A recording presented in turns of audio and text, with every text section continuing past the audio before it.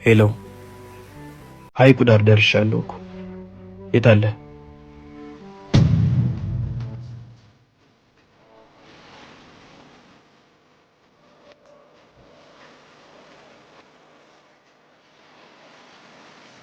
ቦታው ሰው አለው እንዴ እናት? አዎ አለው። እሺ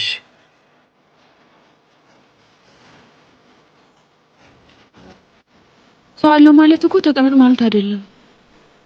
አትናደጂ፣ ቶሎ ታረጃለሽ። እኔ የምልሽ ትንሽ ቆንጆዬ ነገር ነሽ። አልቀረብህም።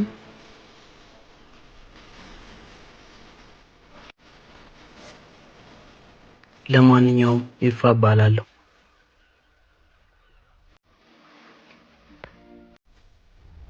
ትንሽ ኩራተኛም ነገር ነሽ።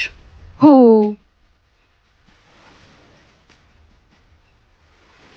እኔማ ቆመሽ እንዳቀሪና የህይወት ያጣፋጭ እንድትሆኚ ነበር።